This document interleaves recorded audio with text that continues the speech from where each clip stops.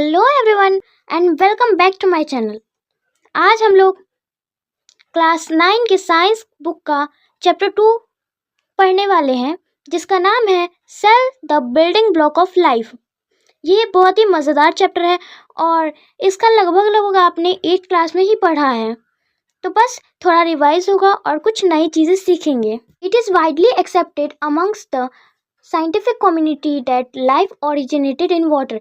यानी ये माना जाता है साइंटिस्ट के कम्युनिटी में, यानी साइंटिस्ट लोग ये मानते हैं कि हमारा जो लाइफ का शुरुआत कहाँ हुआ था, वाटर में हुआ था। Some researchers believe that life may have originated in small water pools with change environmental condition rather than in the oceans. कुछ रिसर्चर्स ये भी मानते हैं कि लाइफ का शुरुआत छोटे वाटर पूल्स में हुआ था, जहाँ का टेम्परेचर इन्वायरमेंट कंडीशन जो है चेंज होता रहता है, ना कि ओशियन में।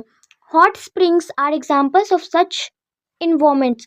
हॉट स्प्रिंग जो है वो ऐसे इन्वायरमेंट का एग्जाम्पल है। In India the hot springs of Puga valley in Ladakh maintain very high temperature nearly at the boiling point of the water even in cold climate. यानी इंडिया के पुगा वैली जो है, जो लद्दाख में है, उसमें बहुत ही ज़्यादा टेम्परेचर होता है, यानी वाटर के बॉइलिंग पॉइंट के आसपास का टेम्परेचर होता है ठंडी में भी। This environmental conditions seem to be similar to those on the early earth about 3.5 billion years ago.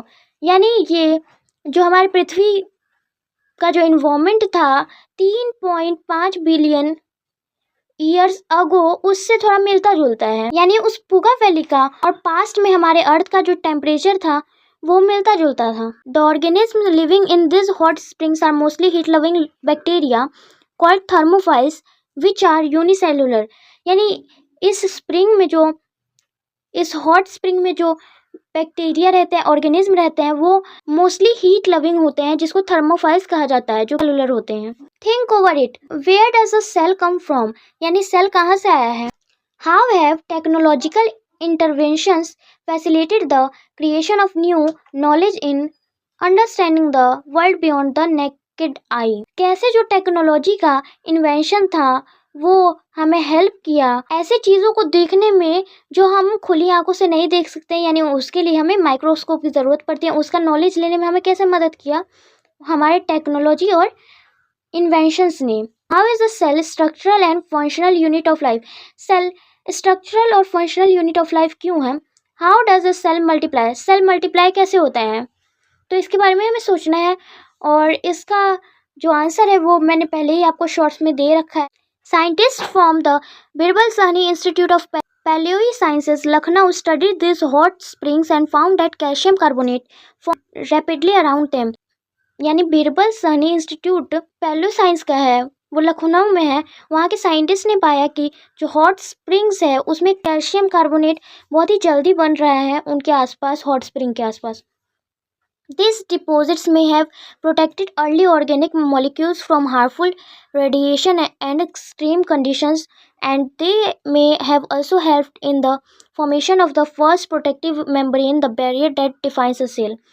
यानी इसी डिपोजिशन ने पहले के जो ऑर्गेनिक मॉलिक्यूल्स थे, ऑर्गेनिज्म थे, बैक्टीरिया थे, उनको हार्मफुल रेडिएशन से बचाया होगा और एक्सट्रीम कंडीशन से भी बचाया होगा, और शायद इसी के कारण जो हमारा फर्स्ट प्रोटेक्टिव मेम्ब्रेन है वो बना होगा, जो एक बैरियर होता है जो कि सेल को डिफाइन करता है। All living organisms are made up of cells. The cell represent the basic level at which life exist. सारे जो लिविंग बीइंग है वो सेल से बने होते हैं। ये सेल जो है बेसिक लेवल लाइफ का रिप्रेजेंट करता है। Some organism such as bacteria और yeast consist of only one, while others like plants, fish, birds or humans are made up of billions of cells that work together।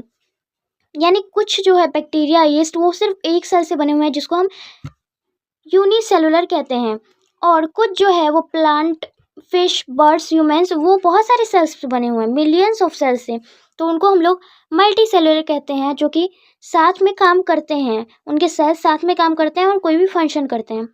A group of similar sales performing functions form tissues, यानी एक ऐसा group of cell हो, similar group of cell हो जो कि similar function करे, उसको हम लोग टिश्यू बोलेंगे। Different tissues are organised to form an organ and several organs work together to form organ systems. बहुत सारे टिश्यू है ऑर्गेनाइज होकर मिलके ऑर्गन बनाते हैं, और कई सारे ऑर्गन मिलके जब साथ में काम करते हैं तो उसको ऑर्गन सिस्टम कहते हैं। सेल से बनेगा टिश्यू, टिश्यू से बनेगा ऑर्गन, ऑर्गन के ग्रुप से बनेगा ऑर्गन सिस्टम, और ऑर्गन सिस्टम के ग्रुप से बनेगा ऑर्गेनिज्म। यहाँ पे एग्जाम्पल है such as nasal pores, nasal cavity, trachea and lungs form respiratory system, यानी ये सारे मिलकर रेस्पिरेटरी सिस्टम बनाते हैं। Even when cells are organised into tissues, organs and organ systems, the cell remain fundamental unit of structure and function in all living organism.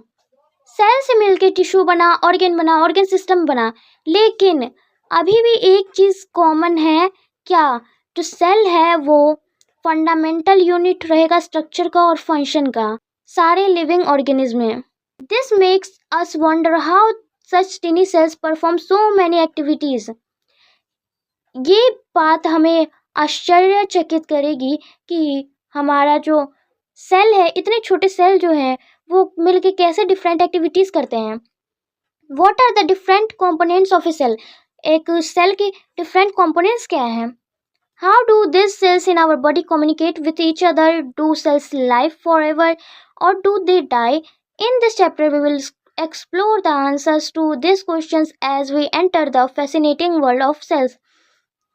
यानी इसमें questions है कि हमारा सेल हमारे दूसरे बॉडी के सेल्स, दूसरे बॉडी पार्ट्स से कैसे कम्युनिकेट करता है। सेल्स क्या हमेशा जिंदा होते हैं? वो कभी मरते नहीं हैं। वो मल्टीप्लाई कैसे करते हैं? इन्हीं कुछ क्वेश्चंस के हम इस चैप्टर में आंसर देखेंगे। How to study cells? Cells को स्टडी कैसे करना है? What do we call the ability of the human eye to see two very close objects as separate and distinct. Imagine two tiny dots drawn on a piece of paper. यहाँ पे question पूछा गया है कि हम cell को study कैसे करें। तो यहाँ पे पहली बार में ये पूछा गया है कि हमारा जो आँख है उसका एबिलिटी ये कैसे है कि दो बहुत ही पास वाले जो ऑब्जेक्ट होते हैं उनको वो अलग अलग देख पाता है। मतलब पास है तो एक में ही नहीं देखता, जैसे ये दोनों पास है तो ये दोनों हम लोग को अलग अलग दिख रहे हैं, जुड़ा हुआ नहीं ना दिख रहा है, एक ही ऑब्जेक्ट नहीं ना दिख रहा है। वही बात बोला गया है। As the dots are moved closer there comes a point at which they can no longer be seen separate. यानी आप देखिए यहाँ पे डॉट है, कोई यहाँ पे है, धीरे धीरे धीरे अगर पास आया ये तो कोई ऐसा टाइम होगा कि ये दोनों आपस में मिल जाएगा, इसको सेपरेटली नहीं देख पाएंगे। When viewed from about 25 centimetre the near point of human I, 2 points separated by about 0.1 mm millimeter can be seen as distinct, otherwise they appear as a single point। यानी जो हमारी आँख का नियर पॉइंट होता है किसी भी human आई का 25 सेंटीमीटर, वहाँ तक अगर हम देखें तो कोई भी 2 पॉइंट है सेपरेटेड हम लोग को दिखेंगे 0.1 मिलीमीटर तक, लेकिन उसके आगे कोई भी पॉइंट होगा तो हमें सिंगल पॉइंट नहीं दिख पाएगा, उससे छोटा कोई भी पॉइंट होगा तो हमें नहीं दिख पाएगा। This is called the limit of resolution of human I which is 0.1 mm। इसको ही हमारे जो ह्यूमन आई का लिमिट ऑफ रेजोल्यूशन कहते हैं, जो कि 0.1 mm है। उसके आगे हम लोग उतने अच्छे से कोई भी ऑब्जेक्ट्स नहीं देख पाएंगे। A cell is usually too small to be seen by the unaided eye. This raises an important question, how have cell biologists studied the structure and function of cells that are much smaller than the limit of resolution of the human eye। यानी इसलिए हम cell को नहीं देख पाते हैं क्योंकि ये बहुत छोटा है और हम अपने अनएडेड आई से कभी नहीं देख पाएंगे। अब ये एक सवाल खड़ा करता है कि जो हमारे सेल बायोलॉजिस्ट हैं वो सेल के स्ट्रक्चर और फंक्शन को कैसे स्टडी किए, क्योंकि ये इतना छोटा है कि हमारे लिमिट ऑफ रेजोल्यूशन से नहीं दिखेगा। आई की लिमिट ऑफ रेजोल्यूशन से बहुत ज़्यादा छोटा है ना। You have learnt about convex lens. A convex lens or a combination of lenses, that is an objective lens and an eyepiece, are used for the magnification of an object, make it appear larger। आपने convex lens के बारे में पढ़ा हो। Convex lens या combination of lenses जो है जिसको हम ऑब्जेक्टिव लेंस भी कहते हैं, और आईपीस का यूज़ करके किसी भी ऑब्जेक्ट को हम लोग बहुत ही बड़ा करके देख सकते हैं, मैग्नीफाई कर सकते हैं उसको। यानी सेल को भी इसी टाइप से देखा गया होगा। सेल माइक्रोस्कोप में ऑब्जेक्टिव लेंस और आई पीस के मैग्निफिकेशन से बड़ा दिख रहा होगा, जिससे कि साइंटिस्ट लोग इन स्ट्रक्चर को देखे होंगे और स्टडी किए होंगे। Robert Hooke was the first person to observe a cell in 1665 using a self-designed microscope capable of 200 to 300x magnification. While examining a thin slice of cork, he observed small box-like compartments and named them cells. यानी Robert Hooke वो पहले person थे जिन्होंने 1665 में self designed microscope से एक cell को देखा। एक सेल को नहीं, मतलब ग्रुप ऑफ सेल्स को देखा, और उनका माइक्रोस्कोप 200 से 300x मैग्निफिकेशन देता था।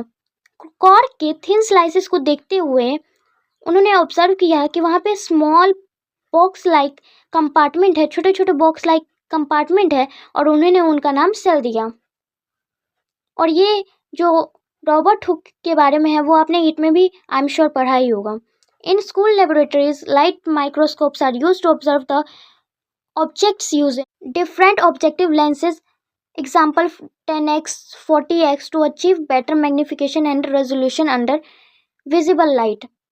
स्कूल के लेबोरेटरी में होता है, हम लोग लाइट माइक्रोस्कोप का यूज़ करते हैं चीज़ों को मैग्नीफाई करके देखने के लिए, और उनका ऑब्जेक्टिव लेंस डिफरेंट टाइप का होता है, जैसे 10x 40x। आप अपने हिसाब से वो ले सकते हैं, जिससे हमें बेटर मैग्नीफिकेशन मिलता है, रेजोल्यूशन मिलता है लाइट के अंदर में, जिससे हम चीज़ों को बहुत अच्छे से ऑब्जर्व कर पाते हैं। Explore different parts of a microscope in a school laboratory and use it to observe fine structures and of various materials. Under the microscope you will see a magnified image of an object. Can you estimate its actual size? तो हमें कहा गया है कि हमारे जो school laboratory में microscope होता है उसको ऑब्जर्व करना है, उसमें ऑब्जेक्ट डाल के उसका फाइन स्ट्रक्चर देखना है, और ये भी देखना है कि हमने जो ऑब्जेक्ट डाला है वो माइक्रोस्कोप में कितना ज़्यादा मैग्नीफाइड इमेज दे रहा है। यहाँ पे लास्ट में कहा गया है क्या आप उसका साइज, एक्चुअल साइज एस्टिमेट कर सकते हैं।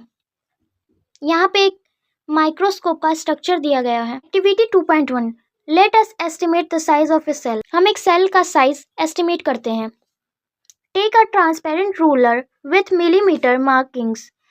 एक ट्रांसपेरेंट रूलर लेना है जिसमें मिलीमीटर का मार्किंग हो। Place the ruler on the stage of microscope, focus on it using the adjustment knob and observe the diameter of the circular field of view through the eye piece and measure it in mm। Ruler को जो है वो microscope के stage पे डालिएगा, उस पर focus कीजिएगा एडजस्ट करके। उसका एक एडजस्टमेंट नॉब होता है जिसको आप एडजस्ट करके उस पर फोकस कीजिएगा, और फिर आपको एक सर्कुलर फील्ड दिख रहा होगा। उसके डायमीटर को आपको बहुत ही अच्छे से आई पीस के थ्रू ऑब्जर्व करना है और उसको मेजर करना है मिलीमीटर में। Convert the diameter from the mm to micrometre. Suppose the diameter of the visual field is 5 mm, meaning 5 into 1000 is equal to 5000 μm।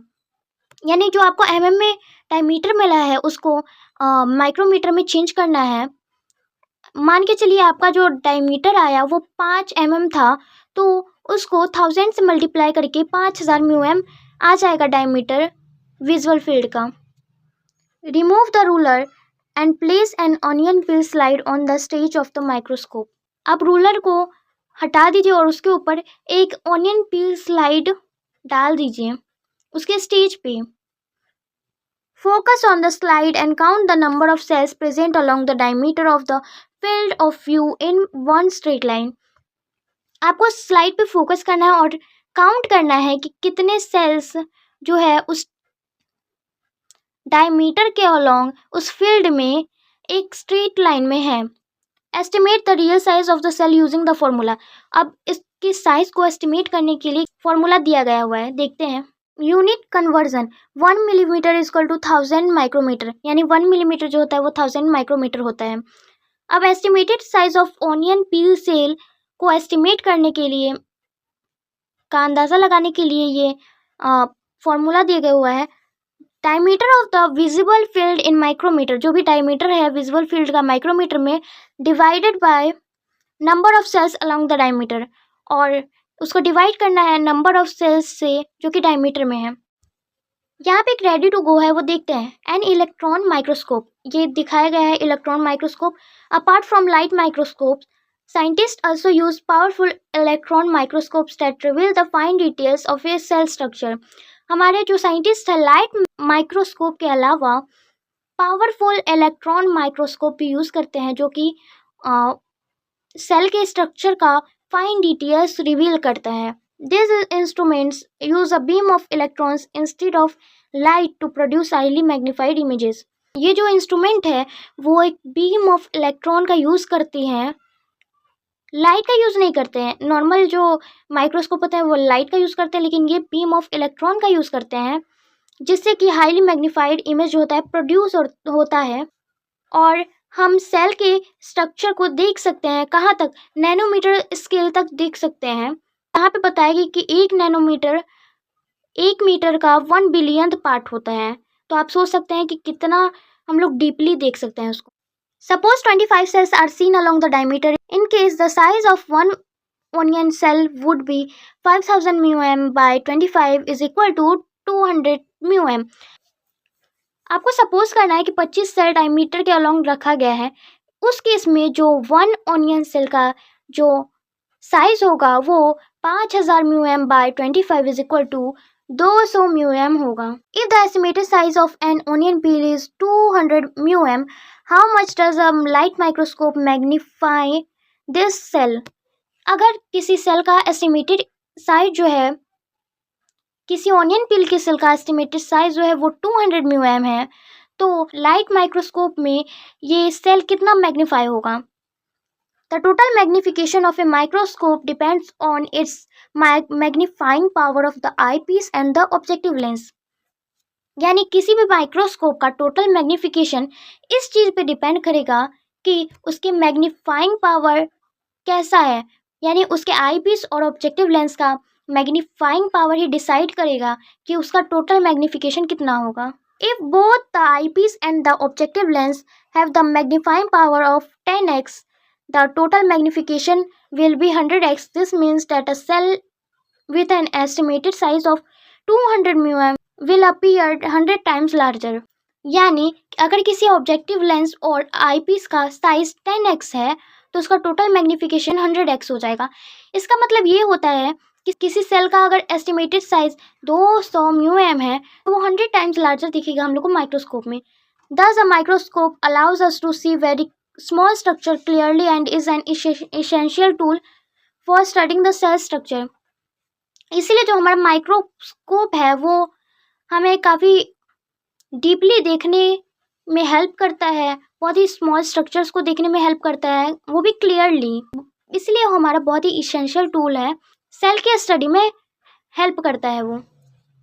Over the year scientists have improved microscope bye improving its 3 main features: resolution, contrast, the difference in brightness between parts of an object, and magnification। तो microscope cell के structure के लिए इतना essential है, इसलिए scientist जो है समय समय पे मतलब उसको इम्प्रूव करते रहते हैं, खोजबीन करते रहते हैं कि भाई उसको कैसे इम्प्रूव किया जाए।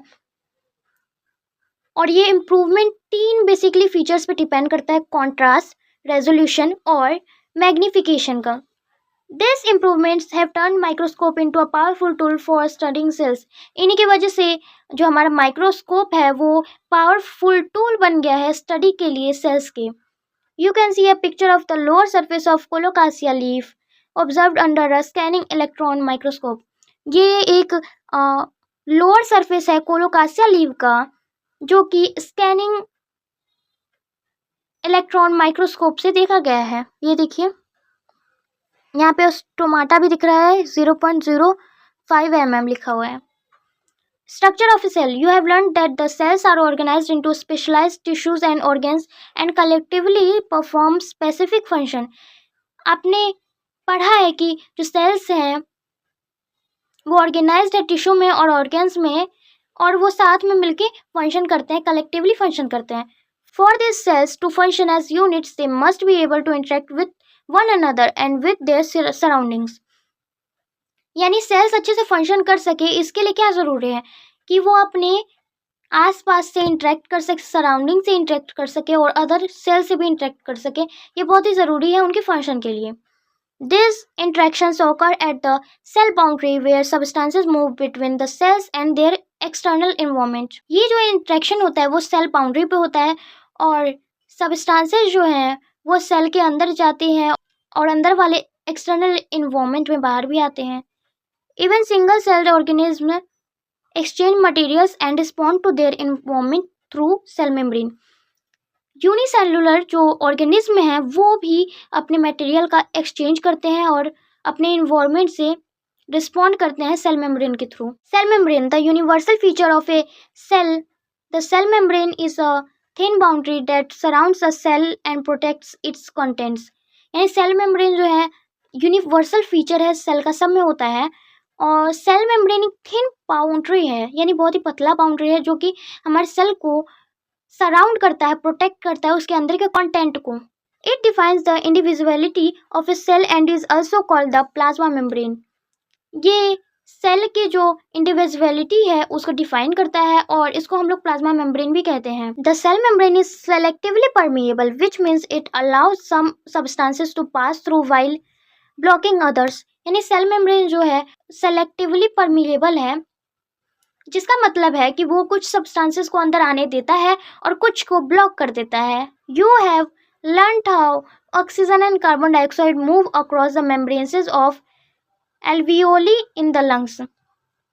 आपने पढ़ा होगा कि कैसे कार्बन डाइऑक्साइड और ऑक्सीजन जो है एल्वियोलिक मेम्ब्रेन्स के अक्रॉस मूव करता है, जो कि हमारे लंग्स में होता है. How does the structure of a cell membrane in the cells of alveoli control the movement of substances across it? लेकिन कैसे सेल मेम्ब्रेन का जो स्ट्रक्चर है एल्वियोली में वो सब्सटेंसेस के मूवमेंट को कंट्रोल करता है, इसका आंसर हमें आगे मिल जाएगा. अब यहाँ पे एक एक्सपेरिमेंट दिया हुआ है कि हमें बीकर ए बीकर बी लेना है. उसमें एक में पानी रखना है और एक में 20% ऑफ साल्ट या शुगर रखना है और वाटर रखना है.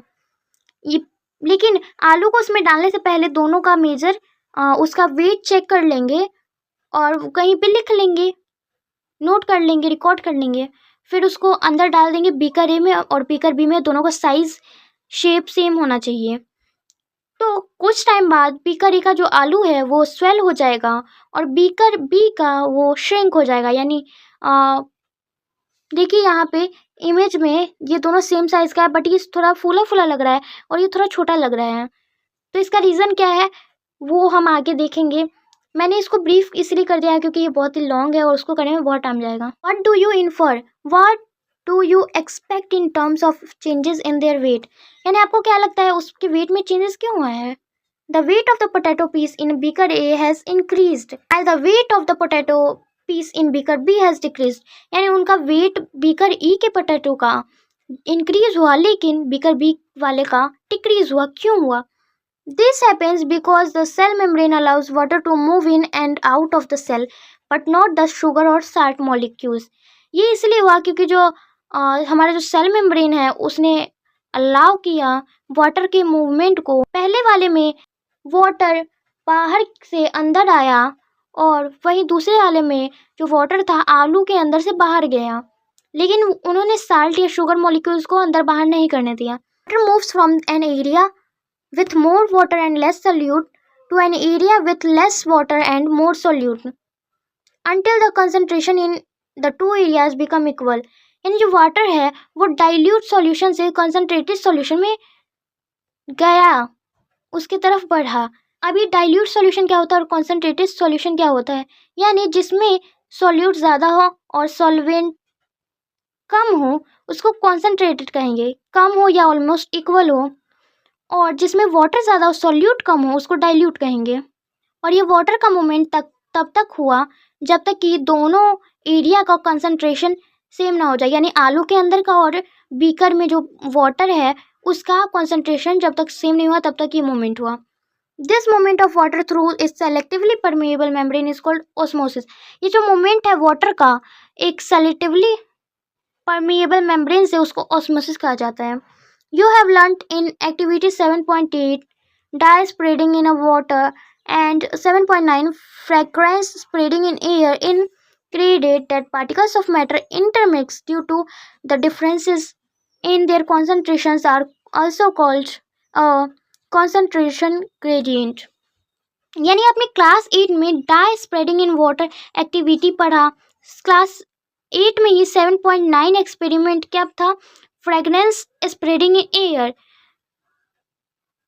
यानी कैसे डाई जो है वाटर में स्प्रेड कर गया, ये आपने क्लास 8 में पढ़ा। तो जो पार्टिकल्स होते हैं मैटर के वो इंटरमिक्स करते हैं, क्यों? क्योंकि उनके कॉन्सेंट्रेशन में डिफरेंस होता है, तो उसी को कॉन्सेंट्रेशन ग्रेडियंट कहा जाता है।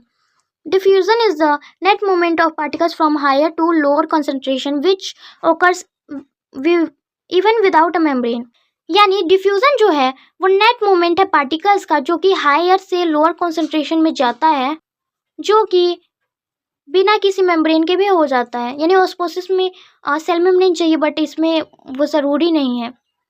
Osmosis is the diffusion of water across a selectively permeable membrane. Osmosis जो है डिफ्यूजन है वाटर का, लेकिन वो सेलेक्टिवली परमेएबल मेम्ब्रेन से। In plant water from the soil enters the root cells by this process of osmosis. जो plants है, plants के रूट्स है, वो वाटर कैसे प्राप्त करते हैं, उनके अंदर वाटर कैसे ऑब्जर्व होता है, तो इसी ऑस्मोसिस के प्रोसेस से होता है। What if A cell is kept in salt or sugar solutions of different concentrations। ये जो what if है उसमें एक सेल है जिसको डिफरेंट कॉन्सेंट्रेशन पे रखा गया है, जिसमें वाटर के साथ साल्ट या शुगर को अलग अलग मात्रा में रखा गया हुआ है। तो देखते हैं क्या होगा। इसको आप सिंपली समझ लीजिए कि हमारा जो आइसोटोनिक सॉल्यूशन यानी जिसमें सॉल्यूट और सॉल्वेंट का अमाउंट सेम हो, उसको हम लोग आइसोटोनिक सॉल्यूशन कहेंगे, जिसमें सॉल्यूट और सॉल्वेंट बराबर होते हैं, बराबर मात्रा में होते हैं। तो उसमें अगर हम सेल रखेंगे तो सेल के साइज को कुछ नहीं होगा। वही हाइपोटोनिक में सॉल्यूट कम होता है और सॉल्वेंट ज़्यादा होता है, तो उसमें अगर हम रखेंगे सॉल्वेंट अगर ज़्यादा होगा तो ऑब्वियसली सी बात है सेल्स स्वेल करेंगे, वाटर अंदर ऑब्जर्व करके स्वेलिंग होगा उनमें। वहीं पे अगर हाइपोटोनिक की बात करें तो वहाँ पे सॉल्वेंट कम होता है, सॉल्यूट ज़्यादा होता है। यानी आइसो में तो दोनों सेम होगा, हाइपो में पानी ज़्यादा होगा, चीनी कम होगा, और हाइपर में चीनी ज़्यादा होगा, पानी कम होगा। तो यहाँ पे चीनी ज़्यादा होगा तो ये श्रिंक कर जाएगा। Structurally the membrane is extremely thin, about 7 to 10 nanometer thick।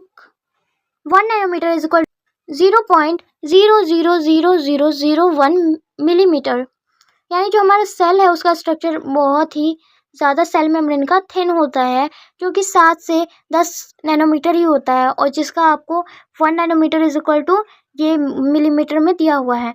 It is made up of lipids and proteins. ये लिपिड्स और प्रोटीन्स से बना होता है। Fluid mosaic model explains its structure. जो फ्लूइड मोसाइक मॉडल है वो इसका स्ट्रक्चर बता रहा है। The membrane has a lipid bilayer. Membrane के पास लिपिड बाइलेयर होता है, स्पेशल फैट मॉलिक्यूल्स का लेयर होता है जो कि हेड को आउटवर्ड अट्रैक्ट करता है और टेल को इनवर्ड रिपेल करता है। यानी वाटर जो है वो अट्रैक्ट करेगा हेड को और रिपेल करेगा टेल को, जिससे हेड अंदर की तरफ बाहर की तरफ होगा और टेल अंदर की तरफ होगा, और जिसमें प्रोटीन्स भी एम्बेडेड होते हैं। यही है आपका structure of a cell membrane. The molecules can move sideways, flip and rotate within the membrane, hence it is a fluid. देखिए यहाँ पे फ्लूइड के बारे में बताया गया है कि जो इसका जो अंदर का मॉलिक्यूल है वो साइड अवे हो सकता है, यानी इधर उधर फ्लिप हो सकता है, रोटेट हो सकता है, अंदर में मतलब घूम सकता है, रोटेट हो सकता है, साइड भी हो सकता है, सब कुछ हो सकता है। तो यानी ये फ्लूइड है। Proteins in the membrane act as gatekeepers in helping substances pass through. यानी जो प्रोटीन है वो मेम्ब्रेन में वो हेल्प करता है सब्सटेंसेस को पास होने में, यानी वो गेट कीपर की तरह एक्ट करेगा। जिसको मन होगा उसको अंदर आने देगा और जिस पे उसको शक होगा उसको नहीं आने देगा। Since the molecules are arranged like tiles in a mosaic, it is called the mosaic model. क्योंकि इसका जो मॉलिक्यूल है वो टाइल्स की तरह, जैसे एक मोज़ेक में टाइल्स होता है वैसे अरेंज्ड होता है, इसलिए उसको मोज़ेक मॉडल बोलेंगे। All the living cells communicate with their surroundings and their neighbouring cells through the cell membrane. जितने भी सेल होते हैं वो अपने आसपास अपने सराउंडिंग में नेबरिंग सेल से कम्युनिकेट करते हैं सेल मेम्ब्रेन के through. However, cells of plants, fungi and bacteria have an additional layer around the cell membrane called cell wall. Cell जो होता है बैक्टीरिया का, फंगी का, प्लांट का, उनमें एक एडिशनल लेयर भी होता है जिसको हम लोग सेल वॉल बोलते हैं, जो कि सेल मेम्ब्रेन के ऊपर होता है, एडिशनल लेयर होता है। What do you think is the necessity of the cell wall in these cells? आपको क्या लगता है कि इन सेल वॉल का क्या ज़रूरत है, क्या नेसेसिटी है इन सेल्स में?